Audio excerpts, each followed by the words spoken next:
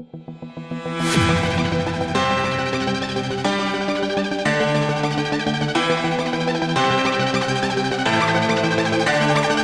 a system of units, a force F, acceleration A, and time t are taken as fundamental units. क्या दिए रे बेटा ये fundamental units. Then the dimensional formula of energy is, energy का dimensional formula clear. हाँ तो फिर देखो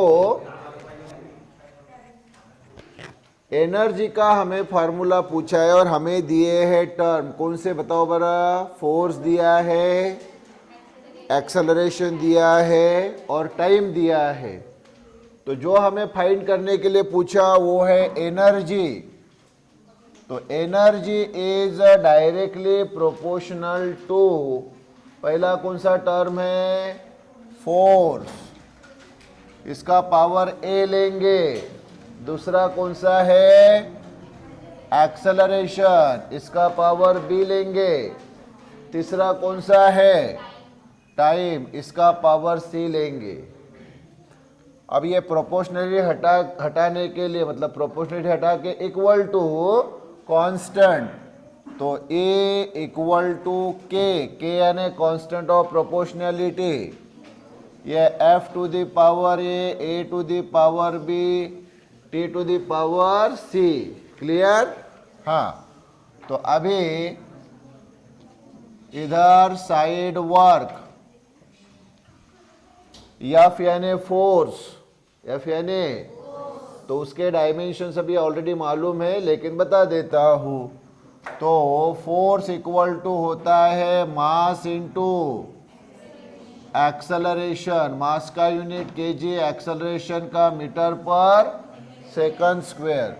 तो kg1 m1 इसको अप, तो kg1 m1 यस माइनस 2. तो डायमेंशन इसके आ गए L M T, length mass time. तो लेंथ यानी मीटर 1, मास यानी kg1, टाइम यानी सेकंड, तो t माइनस 2. क्लियर. तो ये फोर्स का. उसके बाद एक्सेलरेशन क्या है रे बाबू, तो एक्सेलरेशन का यूनिट होता है मीटर पर सेकंड स्क्वायर. इसको अप लिया तो ये हो गया यम एस माइनस 2, तो ये यम 1. तो डायमेंशन इसके स्क्वायर ब्रैकेट में L M T. Length mass time, length यानी मीटर 1, मास यानी केजी नहीं है, टाइम यानी सेकंड. तो ये आ गया डायमेंशन एक्सेलरेशन का. टाइम का क्या आता है रे T1. ओके. हाँ और एनर्जी कौन रे बाबू, एनर्जी. एनर्जी यानी वर्क होता है, क्या होता है, और वर्क यानी फोर्स इनटू डिस्प्लेसमेंट यानी ही डिस्टेंस. क्लियर. तो फोर्स का क्या होता है मास इनटू एक्सेलरेशन और ये डिस्टेंस वैसे ही. तो मास का केजी, एक्सेलरेशन का metre per second square, distance का मीटर. तो ये केजी मीटर इंटू मीटर यानी मीटर स्क्वायर, और ये अप लिया तो एस माइनस 2. तो dimension L M T, length mass time, length यानी मीटर 2, मास यानी kg1, टाइम यानी सेकंड माइनस 2. तो ये चारों टर्म के हमारे पास क्या आ गए. तो चलो लिखो फिर. एनर्जी का डायमेंशन ये वाला क्या रे, L2 m1 t minus 2 equal to constant वैसे ही रखना, उसके साथ कुछ नहीं करना. फोर्स का ये वाला L1 m1 t माइनस 2 का पावर a.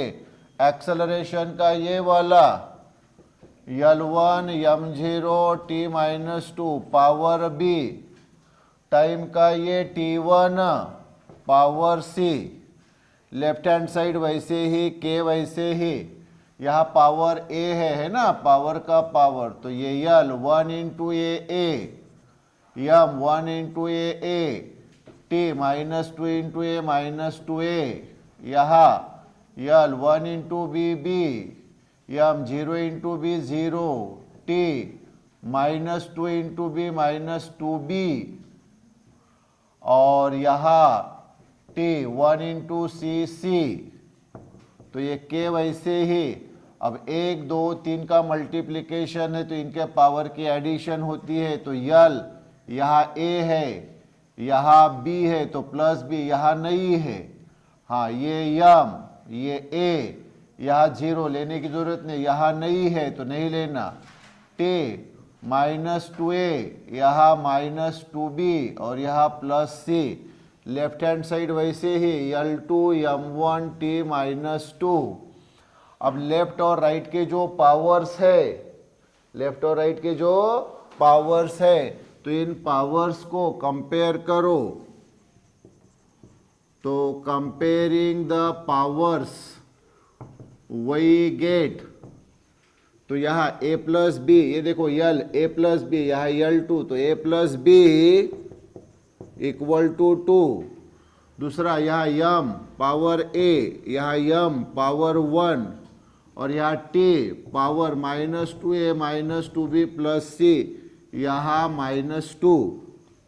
a की वैल्यू 1 यहाँ रखो तो 1, b वैसा ही 2, तो b इक्वल टू ए 2, 1 इधर तो -1, तो b इक्वल टू 1। a की वैल्यू 1, b की वैल्यू 1 यहाँ रख दो, तो -2 इंटू 1 -2, b यानी 1, c इक्वल टू -2, तो -2 ये -2 प्लस c इक्वल टू -2, तो -4 प्लस c -2, तो c इक्वल टू -2 प्लस 4, तो c इक्वल टू 2। तो ये a b c की वैल्यू इस इक्वेशन 1 में रखो, ये 1। तो therefore from 1 we get, ये e वैसे ही, k वैसे ही, f का पावर a यानी 1, a का पावर b यानी 1, t का पावर c यानी 2। देयरफॉर e इक्वल टू के, f का पावर 1 यानी f, a का पावर a यानी a, और ये t का पावर 2। ये ऑप्शन देखो, ये है answer. If force f, length l and time t are assumed to be fundamental units, then the dimensional formula of the mass will be, मास का डायमेंशनल फॉर्मूला। और आपको कौन से टर्म दिए बताओ, तो देखो यहाँ पे mass is directly proportional to, terms कौन से दिए बताओ, फोर्स दिया है F का पावर a, दूसरा लेंथ का पावर b, और टाइम तो t का पावर c। ये डायरेक्टली प्रोपोर्शनल, उसको हटाने के लिए यम वैसे ही इक्वल टू, और ये कांस्टेंट, कांस्टेंट यानी कांस्टेंट ऑफ प्रोपोर्शनैलिटी, ये f का पावर ये, l का पावर b, t का पावर c, इसको मान लेते इक्वेशन 1। ओके, अब यह मास, फोर्स, लेंथ और टाइम, इनके डायमेंशन, ये साइड वर्क में, साइड वर्क मास तो क्या है यूनिट, केजी। तो इसके डायमेंशन स्क्वायर ब्रैकेट में L M T, length mass time, kg का पावर 1, तो लेंथ यानी मीटर नहीं है, मास यानी केजी 1, टाइम यानी सेकंड नहीं है, तो ये आ गया। दिस फोर्स, फोर्स यानी आपको मालूम है मास इंटू एक्सेलरेशन, मास का यूनिट केजी, एक्सेलरेशन का मीटर पर सेकंड स्क्वायर, तो इसको अप लिया तो K G metre second to the power -2, तो केजी 1 m1, तो इसका डायमेंशन स्क्वायर ब्रैकेट में L M T, length mass time, length यानी मीटर, मास यानी केजी, टाइम यानी सेकंड। फिर लेंथ,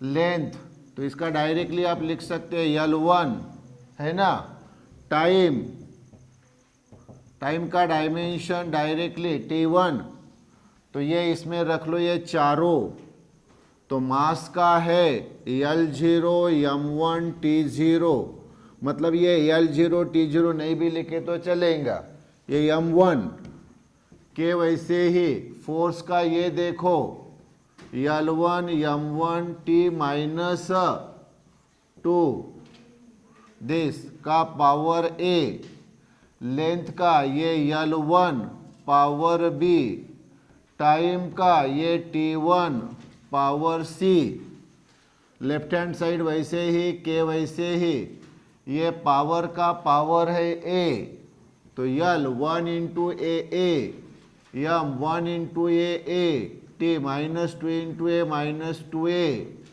फिर ये L1 इंटू B, और ये T 1 इंटू C, तो के वैसे ही 1 2 3 का मल्टीप्लिकेशन है ये डायमेंशन का, तो देखो L का पावर A और यहाँ ये B, M का पावर A इधर नहीं है, तो वैसे ही T का पावर माइनस 2A और ये plus C, left hand side वैसे ही L0 M1 T0, तो लेफ्ट साइड और राइट हैंड साइड के पावर कंपेयर करो, तो comparing the powers we get, तो यहाँ L का पावर A प्लस B, यहाँ L का पावर 0, यहाँ M का पावर A और यहाँ M का पावर 1, यहाँ T का power minus 2A plus C और यहाँ T का पावर 0।